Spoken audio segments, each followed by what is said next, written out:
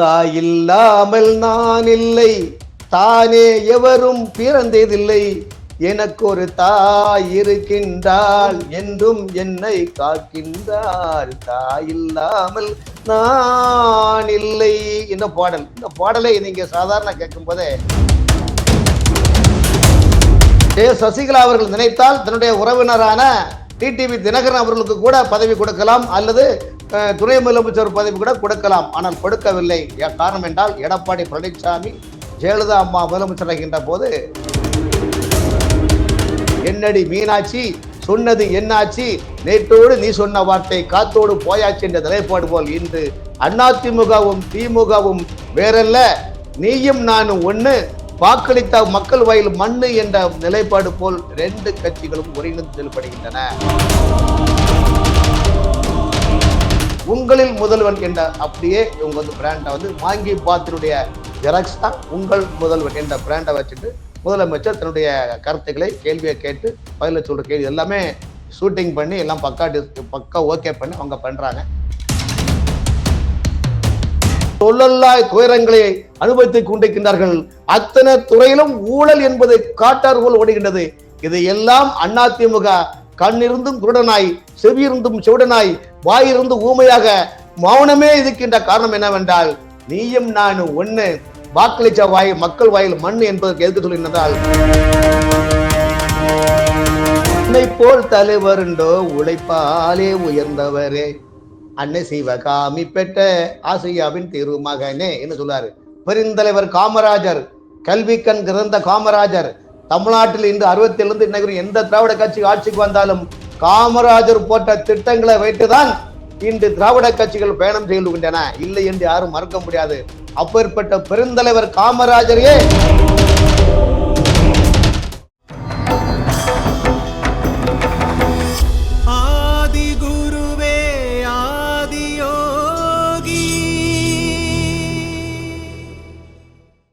நேயர்களுக்கு வணக்கம்.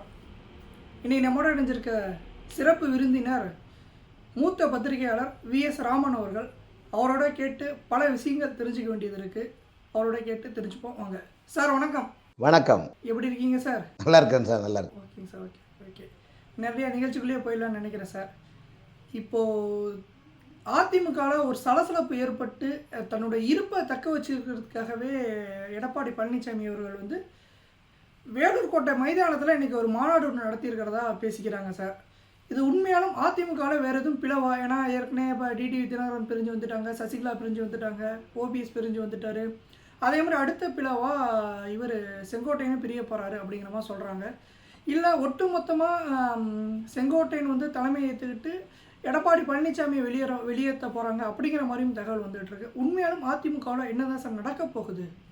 அதாவது இந்த அதிமுக என்பது நெருப்பலையில் நீர்த்து கரையேறி மக்கள் மத்தியில் அது கல்பவருட்சமாகி தமிழகமெங்கும் மக்களுடைய மனதில் நீங்காக குடியிருந்த தலைவர் எம்ஜிஆர் அவர்களுடைய ஃபவுண்டராக கொண்ட கட்சி அதிமுக.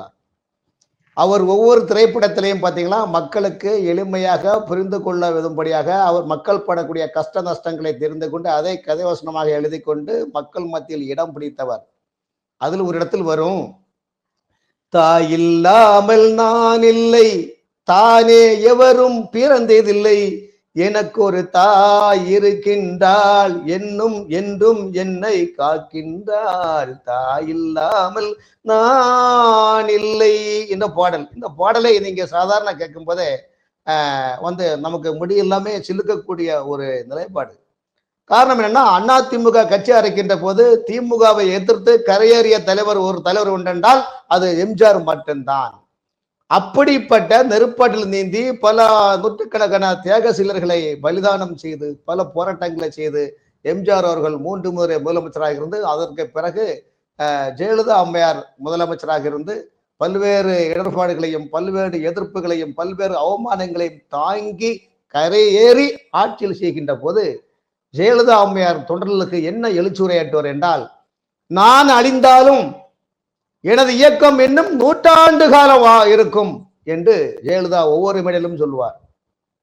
அதே போல் ஜெயலலிதா அம்மையார் என்றால், அம்மா என்றால் அதை உலக அரசியலில் வரலாறுகள் ஜெயலலிதா மட்டும்தான் அம்மையார் அம்மா என்று சொல்லக்கூடிய தொண்டர்களாலும் தமிழ்நாட்டு மக்களாலும் எதிர்கட்சி வரிசையில் உள்ளவர்கள் கூட ஜெயலலிதா அம்மையார் என்றுதான் சொல்வார்கள். அப்படிப்பட்ட ஒரு எக்கு கோட்டையாக இருந்த மக்களின் நலனுக்காக பாடுபட்டு ஒரு இயக்கம் என்றால் அது அதிமுக தமிழகத்தில். அப்படிப்பட்ட இயக்கத்தில் ஜெயலலிதா அம்மையார் 2016 காலமான பிறகு இந்த இயக்கம் சரிந்துவிடக்கூடாது, இந்த இயக்கம் திசை மாறிவிடக்கூடாது என்பதற்காக வி.கே. சசிகலா அம்மையார் தனக்கு நம்பிக்கையான ஒருவர் தேவை என்பதற்காகத்தான் எடப்பாடி பழனிசாமியை முதல்வராக தேர்ந்தெடுத்தார். ஆகவே சசிகலா அவர்கள் நினைத்தால் தன்னுடைய உறவினரான டிடிவி தினகரன் அவர்களுக்கு கூட பதவி கொடுக்கலாம், அல்லது துணை முதலமைச்சர் பதவி கூட கொடுக்கலாம். ஆனால் கொடுக்கவில்லை. காரணம் என்றால் எடப்பாடி பழனிசாமி ஜெயலலிதா அம்மா முதலமைச்சராகின்ற போது நெடுஞ்சாலைத்துறை அமைச்சராக இருந்தார். இப்படி அமைச்சராக இருந்து அங்க பல்வேறு சில விஷயங்கள் எல்லாம் அவர்களுக்கு எடுப்படி செய்து கொடுத்து ஒரு நம்பிக்கை நட்சத்திரமாகி எடப்பாடி தான் நமக்கு விசுவாசமான நபர் என்ற ஒரு நிலைப்பாடு அதிமுக தலைமையில் ஒரு பிம்பத்தை கட்டமைத்து விட்டார் எடப்பாடி. ஆகவே அந்த எடப்பாடி தான் நமக்கு முதலமைச்சர் வந்தால் நான் சிறைச்சாலையில் அந்த பரப்பன் அக்ரஹாரத்தில் 4 ஆண்டு காலம் சிறை தண்டனை பெற்றால் கூட அங்கு சென்றாலும் கூட இந்த கட்சியையும் ஆட்சியையும் கண்ணின் இமை போல் காப்பார் என்றுதான் சசிகலா அம்மையார் நினைத்து எடப்பாடி பழனிசாமியிடம் கொடுத்தார். காலம் மாறியது, காலச்சக்கரம் சுழன்றது. அதாவது மேல்மருவத்தூர் ஆதிபராசக்தியில ஒரு ஆன்மீக வரிகள் வரும். என்னன்னா, காலம் மாறியது ஓர் நாள் கடும் புயல் வீசியது.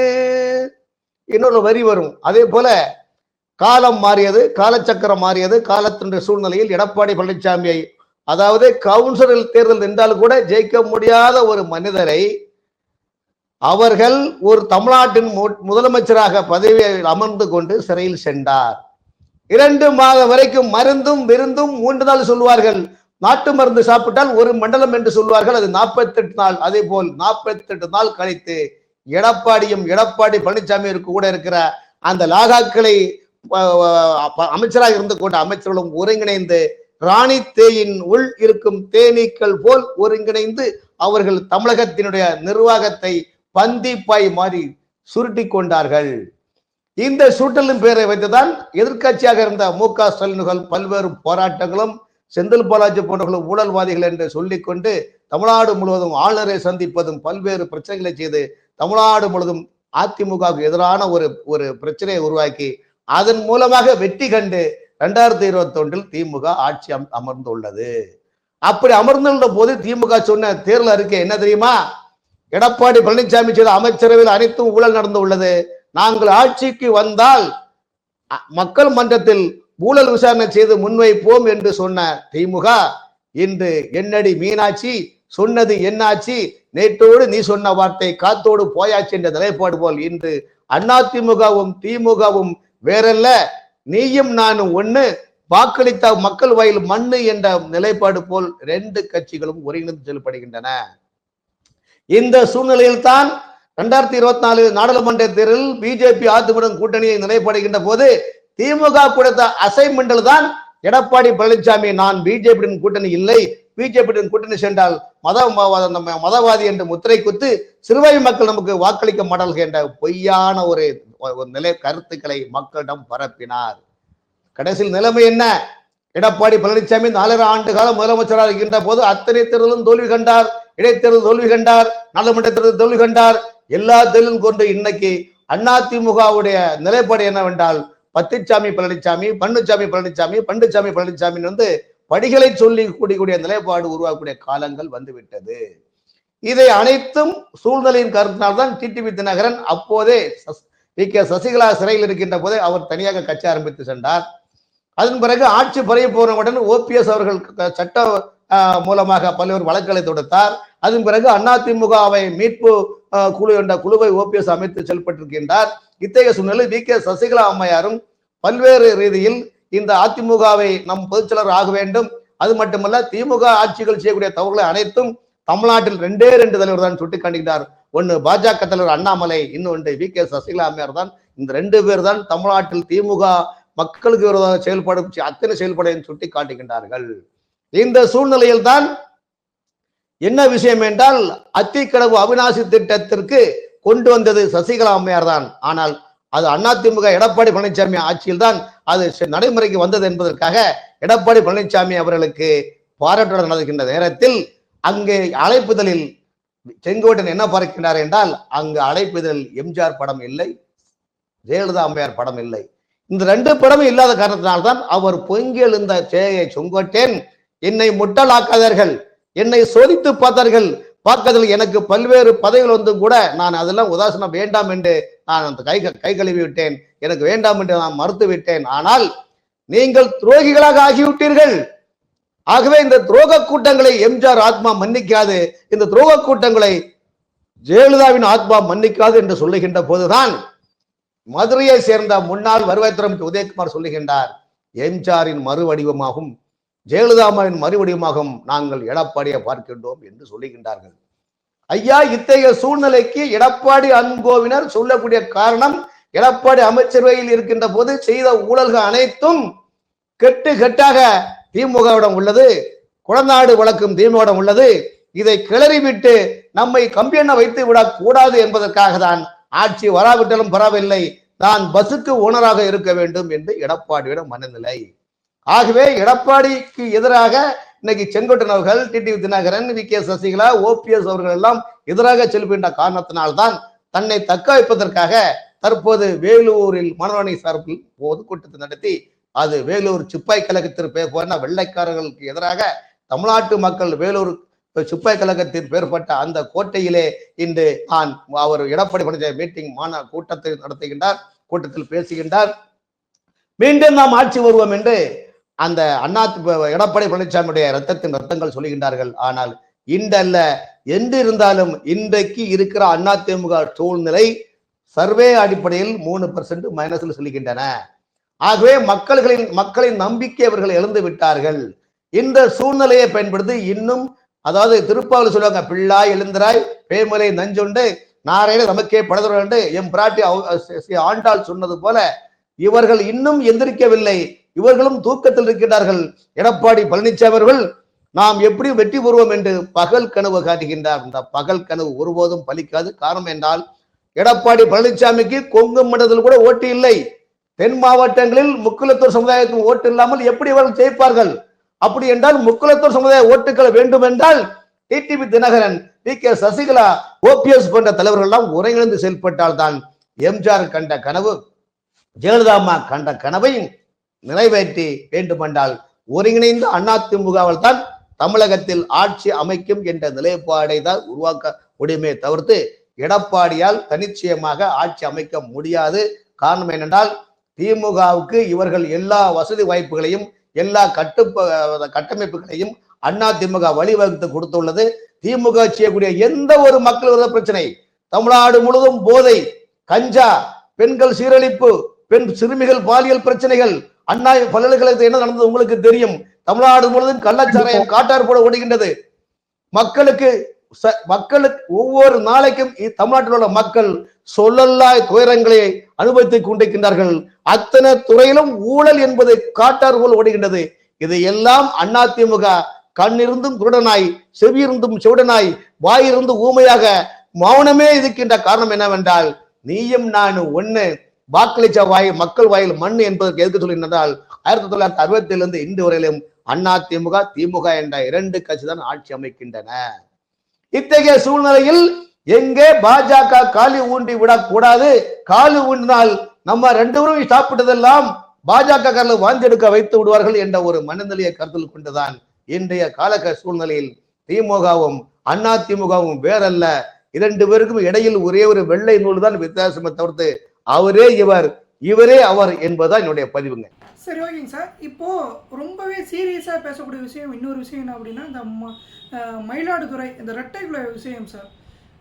அது வந்து கள்ளசாராயம் காய்ச்சி விட்டுறதுனால தான், அவங்க 2 பேரும் எதிர்த்து பேசினால தான் கொண்டு இருக்காங்கன்ற ஒரு தரப்பு சொல்கிறாங்க. ஆனால் காவல்துறை சைட்லேருந்து என்ன சொல்கிறாங்க அப்படின்னா, ஏற்கனவே முன் விரோதம் இருந்துச்சு, இப்போ அதுக்காக பழி வாங்கியிருக்காங்க அப்படின்னு சொல்றாங்க சார். உண்மையாலும் அங்க நடந்தது என்னதான் சார்? சார், முன் விரோதம் அந்த படுகொலை செய்யப்பட்ட கல்வியிலூர் இளைஞர்கள் சமூக ஆர்வலர்கள் போன்று செயல்படுகின்றார்கள். அவர்கள் அந்த படுகொலை அந்த அக்யூஸ்ட் என்பவர் அந்த சமூக விரோதியாக செயல்படுவர், கள்ளச்சாராயம் விற்பனை செய்யக்கூடியவர். கள்ளச்சாராயம் விற்பனை செய்கிறால் அந்த உள்ளூர் அரசியல்வாதி முதல் அங்கு உள்ள காவல்துறை அதிகாரிகள் வரைக்கும் ரகசியமாக தொடர்புகள் வைத்துக் கொண்டு வர்த்தகத்தை பெருக்கிக் கொண்டுள்ளார்கள். இத்தகைய சூழ்நிலைகளில் அங்கு உள்ள இந்த இது போன்ற இளைஞர்கள் சமூக செயல்களை கண்டித்து காவல்துறையில் புகார் கொடுத்தார்கள். இந்த புகாரினுடைய பிரச்சனைகள் தான் இந்த படுகொலை நடந்துள்ளது. உதாரணத்துக்கு உங்களுக்கு கடந்த மாதம் புதுக்கோட்டையிலே இஸ்லாமிய மதத்தைச் சேர்ந்த பிரபலமான ஒரு சமூக ஆர்வலர் ஜபர் அலி மணல் மாஃபியாக்களால் லாரி ஏற்றி படுகொலை செய்யப்பட்டாரா இல்லையா? ஆமா. அப்போது அவர் சமூக ஆர்வலர் படுகொலை வந்து இந்த மாதிரி லாரி ஏற்றி செய்யப்பட்டார் அந்த அவருடைய ஜபர் அலியுடைய உறவினர்கள் சொல்லி இல்ல இதுல மர்மம் உள்ளது என்பதற்காக அதுக்கு வெளியில வந்தது. ஆனால் தமிழ்நாட்டில் இந்த திமுக கட்சிக்கு இஸ்லாமிய அமைப்புகள் கிட்டத்தட்ட தமிழ்நாட்டில் ஒரு 67 இஸ்லாமிய அமைப்புகள் கட்சிகள் இருக்கின்றன. ஆனா யாராவது ஒருவராவது தன்னுடைய சமுதாயத்தைச் சேர்ந்த ஒரு சிறுபான்மை சமூகத்தைச் சேர்ந்த ஒரு சமூக ஆர்வலர் சமூக விரோதிகளால் படுகொலை செய்யப்பட்டவர்கள் யாராவது அதுக்கு கண்டனம் தெரிவித்தவா? இல்லை. ஆனால் மாறாக பாஜக மட்டும்தான் அதற்கு கண்டன அறிக்கை கொடுத்துள்ளார்கள். காரணம் என்றால் ஒரு சமூக ஆர்வலர் என்பது சாதாரண விஷயம் கிடையாது. ஆனால் அந்த சமூக ஆர்வலர் இறப்பதற்கு முன்னால் பல வீடியோ வெளியிட்டுள்ளார். இந்த மணல் மாஃபியாக்கள் யாராவது செய்துள்ளாங்க, யாராவது பண்ணியிருக்காங்கன்னு சொன்னா கடைசியில் அவரு உயிர் இன்னைக்கு கேள்விக்கு. அதனாலதான் இன்னைக்கு தமிழ்நாட்டில் பாருங்க சமூக ஆர்வலர்கள் யாருமே இப்போ ஃபீல்டுக்கு வரமாட்டாங்கிறாங்க. காரணம் சமூக விரோதிகள் சமூக விரோதமாக செயல்படக்கூடியவர்களை பற்றி சமூக ஆர்வலர்கள் தகவல் கொடுத்தால் அவருடைய மரணம் எப்படி என்றால் மர்மமான முறையில் தான் மரணம். இதுதான் கடந்த ஒரு 20 ஆண்டுகால சர்வே எடுத்து பார்த்தீங்கன்னா தமிழ்நாட்டில் இதுதான் சமூக ஆர்வலர்களுடைய கிடைத்த பரிசு. நீங்கள் தமிழ்நாட்டில் இருக்கிற 38 மாவட்டத்திலையும் பார்த்தீங்கன்னா கனிம வளங்கள் எந்தெந்த மாவட்டத்தில் இருக்குதோ அந்த மாவட்டத்தில் தான் பார்த்தீங்கன்னா ஆறு, ஏரி, குளம், குட்டைகள், மலைகள் எல்லாம் பேத்து எடுத்துட்டு போயிட்டாங்க. உதாரணத்துக்கு கன்னியாகுமரி மாவட்டத்தை நீங்க பாருங்க. கன்னியாகுமரி மாவட்டத்தில் கடந்த 5 மாசமா தான் கனிம வள கொள்ளைகள் தடுத்து நிறுத்தப்பட்டுள்ளன. காரணம் என்னவென்றால் அந்த குமரி மாவட்டத்தில் வந்துள்ள கலெக்டரும் சரி, குமரி மாவட்டத்தில் வந்துள்ள எஸ்பியும் சரி 2 பேரும் நேர்மையாக பணியாற்றுகின்றார்கள். ஆகவே நேர்மையாக பணியாற்றுகின்ற காரணத்தினால்தான் அங்கு சமூக விரோத செயல்கள் நடைபெற முடியவில்லை. கேரளாவில் மணல்கள் கடத்த முடியவில்லை. மணல் மாஃபியாக்களால் கனிம வள கொள்ளையர்களால் அங்கு தொழில் நடத்த முடியவில்லை. எல்லோரும் தங்களுடைய வாகனங்களை அங்கங்கே மறைமுகம் காட்டுக்குள்ள ஒளிச்சு வச்சுக்கிட்டு அவங்க வேலையை பார்த்துட்டு இருக்கிறாங்க. இத்தகைய சூழ்நிலை இருக்க காரணம் என்றால் ஒரு மாவட்டம் வளம் பெற வேண்டுமானால் அந்த மாவட்டத்தில் மாவட்ட கலெக்டர், மாவட்ட எஸ்பி, மாவட்டத்தை சேர்ந்த ஆளுங்கட்சியில் உள்ள மாவட்ட மந்திரியும் அதற்கு 3 பேரும் ஒருங்கிணைந்து செயல்பட்டால்தான் அந்த மாவட்டம் வளர்ச்சி பெறும். இது ஒரு உதாரணத்துக்காக சொல்லிக்கிறேன். காரணம் யாருமே இதை சொல்றே கிடையாது.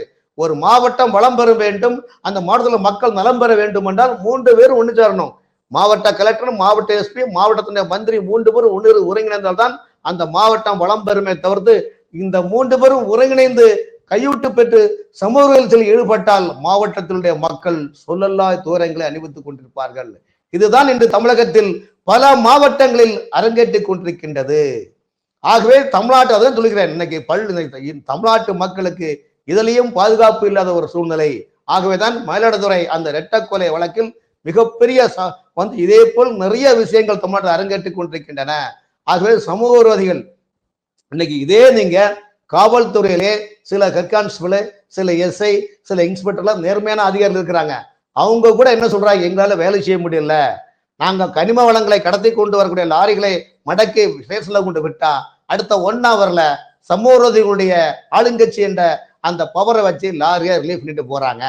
அப்படி என்றால் எங்களுக்கு என்ன உத்தரவாதம் உள்ளது என்று சமீபத்துல நீங்க அந்த எவ்வளவோ விஷயங்கள் நடந்திருக்குது. இந்த மாதிரி இருக்குது. இதுல யாரை கண்டிக்குது, யாரை கேட்பது என்றால் எல்லோரும் ஆட்சியில வந்தவர்னா. அதனாலதான் அண்ணாமலை சொல்லுகின்றார், தமிழ்நாட்டில் திமுக எப்போதெல்லாம் ஆட்சி வருகின்றதோ அப்போதெல்லாம் தமிழகம் போதையின் உச்சத்தில் போல் செல்லுகின்றது, போதை கலாச்சாரம் உச்சத்தில் இருக்கின்றது, தீவிரவாதிகள் நடமாடி செல்லக்குவதற்கு வழியான ஒரு பாதை நிலைப்பாடு உள்ளது.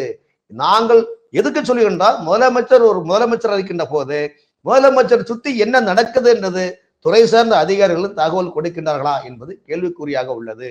ஆகவே மயிலாடுதுறை இரட்டைக்கொலை மிகப்பெரிய, அதாவது ஒரு இளம் தலைமுறை, அந்த பெற்றோர்கள், அந்த மாணவனை இழந்த பெற்றோர்கள் எவ்வளவோ கனவு கண்டிருப்பாங்க. தன் மகன் படித்து பட்டம் பெற்று நிறைய சம்பளம் வாங்கி கொடுப்பான், குடும்பத்தை வாழ வைப்பான் என்ற அந்த பெற்றோர்களுக்கு நிலை அந்த இடையிலே தன் பிள்ளை கொலைபாதகர்களிடம் சிக்கிக்கொண்டு உயிரை மாய்த்து கொண்டுதான் மிச்சம். ஆகவே இதற்கு என்ன நடவடிக்கை என்றால் இது என்ன சொல்ல முடியும்? யார் பெற்று இதை பெற்று இதுவரைக்கும் எதிர்கட்சி வசூல் இருக்கக்கூடிய அதிமுக இதை பற்றி கேட்பதில்லை. திமுக கூட்டணியில் இருக்கிற கூட்டணி கட்சிகளே அதை பற்றி கேட்பதில்லை. அப்படி இருக்கின்ற போது யாரே வந்து என்ன பயன் என்பதா என்னுடைய கேள்வி சார். சார் அதே மாதிரி நீங்க திமுக பத்தி பல விமர்சனங்கள் இப்ப மக்கள்கிட்ட நீங்க சொல்லியிருக்கீங்க நம்ம சேனல் மூலியமா. ஆனா இப்போ இன்னைக்கு முதல்வர் பேசியிருக்கிறது என்ன சொல்லியிருக்காரு அப்படின்னா, பல இடங்கள்ல முதல்வர் என்னை வந்து அப்பா அப்பான்ட்டு எல்லாருமே சொல்றாங்க, அப்ப அந்த அளவுக்கு மக்கள் மனசு நான் இடம் பிடிச்சிருக்கேன் அப்படிங்கிற மாதிரி சொல்றாரு சார். உண்மையாலும் அப்ப அந்த மாதிரி தான் இருக்காங்க சார். அப்போ அதாவது பெரியாரை கூட யாரும் அப்பா அப்பான்னு கூப்பிடல. அந்த பெரியாரை அப்ப பெரியார்னு கூப்பிட்டா அது ஓட்டு வங்கிக்கான ஒரு ட்ரெண்டிங் உருவாக்கி அதன் மூலம், அதாவது பெரியார் சொன்ன கருத்துக்கள் அனைத்தும் தமிழ் கலாச்சாரத்துக்கும் தமிழ் மக்களுக்கும் விரோதமான கருத்தை தான் அவர் சொல்லிருக்காரு.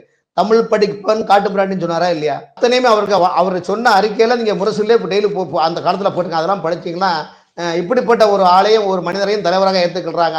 அதைத்தான் சீமான் கேட்கிறாரு.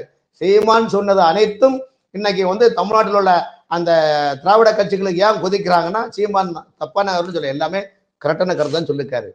அம்மா இன்னைக்கு அம்மா என்றால் அது ஜெயலலிதா என்ற நிலைப்பொருள். தமிழ்நாட்டு அரசியல் யாரும் இதுவரைக்கும் எந்த அரசியல் தலைவர் கலைஞரையோ அதாவது பெருந்தலைவர் காமராஜர் கூட பாத்தீங்களா, உன்னை போல் தலைவருண்டோ உழைப்பாலே உயர்ந்தவரே அன்னை சிவகாமி பெற்ற ஆசியாவின் திருமகனே என்று சொல்றாரு. பெருந்தலைவர் காமராஜர், கல்விக்கண் கிடந்த காமராஜர், தமிழ்நாட்டில் இன்று 67 இன்னைக்கு எந்த திராவிட கட்சி ஆட்சிக்கு வந்தாலும் காமராஜர் போட்ட திட்டங்களை வைத்துதான் இன்று திராவிட கட்சிகள் பயணம் செய்கின்றன, இல்லை என்று யாரும் மறக்க முடியாது. அப்பேற்பட்ட பெருந்தலைவர் காமராஜரையே தமிழ்நாட்டு மக்கள் கல்விக்கண் திறந்த காமராஜர் அப்பச்சி காமராஜரை போற்றிய தொகுதி எப்போதும் அவன் தொண்டன் என்பதே என் தகுதி என்பதுதான் சொல்கிறார் தவிர்த்து காமராஜரை பெற்றி கூட அப்பா என்று சொல்லலாம். ஆனால் அதன் பிறகு தமிழ்நாட்டை பொறுத்தவரைக்கும் பேருந்த அண்ணாவையோ கலைஞரையோ அல்லது யாரையுமே இதுவரைக்கும் எம்ஜிஆர் அவர்களோட யாரும் அப்பா என்று சொன்னது கிடையாது. திருநெல்வேலி மாவட்டத்தில் அண்ணாமலை சொல்லிக்கின்றார், திருநெல்வேலி மாவட்டத்தில் சில இளைஞர்கள் போஸ்ட் விட்டிருக்கிறாங்க, அப்பா என்ற பெயர் வந்து முதல்வரை போஸ்ட் விட்டிருக்கிறாங்க. அந்த வரிகளை எடுத்துதான் கேள்விகளை கொடுத்து நீங்கள் கேள்விகளை நீ கேளுங்க நான் பதில் சொல்றேன்னு சொல்லியிருக்கிறாங்க.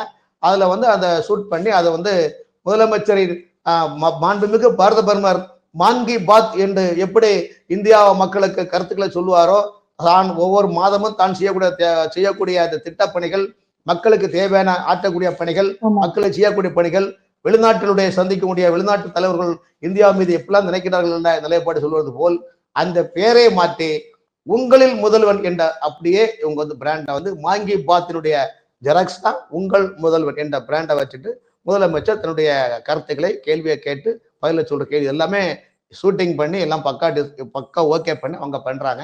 இது அவங்க ஆளுங்கட்சியில் இருக்கிறாங்க, அவங்க எதிர்கட்சி இருந்து பண்ண போற கிடையாது, ஆளுங்கட்சி இருக்கிறாங்க, மக்கள் அதை ஏத்துக்கிறாங்க, ஊடகங்கள் எல்லாமே அவங்க கையில இருக்குது, அந்த இதுல அவங்க சொல்றாங்க. ஆனால் போஸ்ட் ஓட்டுறது ஒரு கட்சிக்காரங்க ஓட்டுனது ஆர்வத்துல ஓட்டுனாங்க. அதே நேரத்துல தன்னை இப்படி எல்லாம் அழைப்பார்களோ என்ற எதிர்காலத்தில் ஒரு நம்பிக்கையில் முதலமைச்சர் சொல்லி உள்ளார். ஆகவே அம்மா என்ற வார்த்தை அது ஜெயலலிதா தான் சொன்னார் ஜெயலலிதாவை தான் தொண்டர்கள் அழைத்தாளர்கள். தமிழ்நாட்டில் இதுவரைக்கும் எந்த தலைவர்களையும் அப்பா என்ற நிலைப்பாடு மக்கள் அழைக்கவில்லை, தொண்டர்களும் அழைக்கவில்லை. இதற்கு காலம் தான் பதில் சொல்லும். ஓகேங்க சார், ஓகே. பல தகவல் நம்ம நேயர்களோட பகிர்ந்துக்கிட்டீங்க, ரொம்பவே நன்றிங்க சார். நன்றி.